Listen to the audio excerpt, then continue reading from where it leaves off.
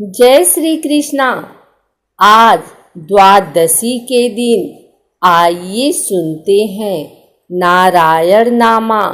नारद मुनि नारायण नारायण का जाप करते हुए पहुँच गए अपने प्रभु के लोक यानी कि बैकुंठ लोक।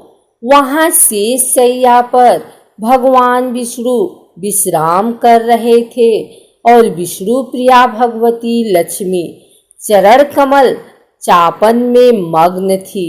नारद मुनि थोड़ा ठहरे, फिर सोचा कि प्रभु के विश्राम में विघ्न डारक न बन जाऊं, इसलिए चुपचाप चल पड़ने को उद्धत हुए।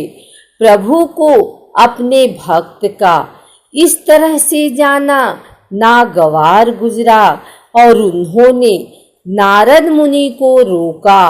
प्रणाम निवेदन के बाद नारद मुनि ने अपने आने का उद्देश्य बताया। प्रभु, धरती पर इंसान त्राहि त्राहि कर रहे हैं। हर जगह भूखमरी, महामारी, विस्फोट, गरीबी जैसे रावण अपने दसों मुंह खोले इंसानों को अपनी उद्राग्नि में भस्म करने को तैयार खड़े हैं।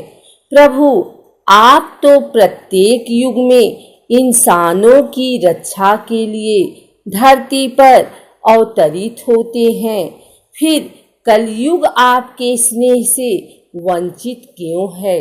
देवर्षि, हम कलयुग में भी मृत्युलोक पर अवतरित होंगे, पर अभी सही वक्त नहीं आया है। कलयुग को थोड़ा सा इंतजार और करना होगा। भगवान ने सांत्वना देते हुए कहा, प्रभु, तब तक तो देर हो जाएगी, धरती नष्ट हो जाएगी। आपको अभी ही कुछ करना होगा। पर नारद मुनि भी जानते हैं कि प्रभु ब्रह्मा जी के बनाए नियम में उलटफेर नहीं कर सकते। वे अपने निश्चित वक्त पर ही अवतरित होंगे, लेकिन समस्या का समाधान भी जरूरी है। आज्ञा लेकर भगवती ने निवेदन किया कि तब तक ओ और गणेश जी धरती पर जाकर मनुष्यों को धन और बुद्धि दे आते हैं, जिससे कुछ हद तक तो उनके संकटों का निवारण हो जाएगा। ब्रह्मा जी को भी इस प्रस्ताव पर कोई खास आपत्ति नहीं हुई। बस उन्होंने इतना भर कहा कि सब कुछ ठीक नहीं करना, क्योंकि तब प्रभु का अवतार कैसे होगा? प्रभु का अवतार नहीं होगा तो विधाता के लेख में खामी आ जाएगी। फिर मृत्युलोकवासी उनके कृति को अमित नहीं कह सकेंगे। भगवती लक्ष्मी और गणेश जी ने दीपावली के शुभ दिन को ही अवतरित होने का मन बनाया। इसी दिनों अपने भक्तों की परेशानी को दूर करके अपने अपने धाम लौट जाएंगे। उन्होंने ऐसा विचार कर लिया। दीपावली के दिन में तो उनकी पूजा हुई नहीं। वो आए और लौट गए। लोग एक दूसरे से मिलने में अपने अपने तोहफों को अच्छा बताकर दूसरों के तोहफे घटिया बतलाने में व्यस्त थे और इसी में रस पा रहे थे। दोनों अपना सा मुंह बनाकर लौट गए। नारद जी ने उन्हें बताया कि पूजा तो रात को होती है, इसलिए आप दोनों रात को ही जावें। रात गए वो दोनों धरती लोक पर उतरने को तैयार हुए, पर ये क्या, बाहर से ही वायुमंडल प्रदूषित हो चुका था। सांस लेने में काफी तकलीफ हो रही थी। आकाश मार्ग धूल धुएं से अटा पड़ा था। जैसे तैसे बहुत मुश्किल से उन्होंने यात्रा जारी रखी और वो डर भी रहे थे कि जाने धरती निवासियों पर किस दानव ने आक्रमण कर दिया होगा।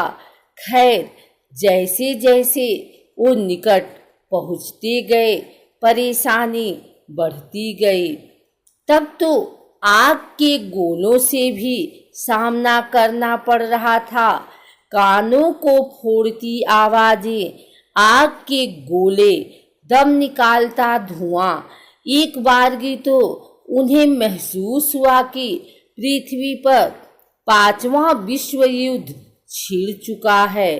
खैर, जैसे तैसे करके वे धरती पर पहुंच ही गए। वो सोच रहे थे कि ऐसे माहौल में जब उन्हीं के लिए इतनी मुश्किलें हो रही हैं, तो बेचारे इंसान कैसे जिंदा होंगे। पर धरती पर आकर पता चला कि ये सारा तमाशा इंसानों ने खुद ही खड़ा किया है। हद तो तब हो गई जब मस्ती के नाम पर एक बच्चे ने गणेश जी और लक्ष्मी जी के ठीक सामने बम फोड़ दिया और हंसने लगा। पर इनकी तो सिट्टी पिट्टी गुम हो चुकी थी। पर वे क्या करते, आखिर हैं तो ये बच्चे ही। बच्चों के साथ बड़े भी उनका उपहास उड़ाने से ना चुके। ये सब देखकर दोनों का मन अत्यंत ही दुखी हुआ और वे अपने धाम लौट गए।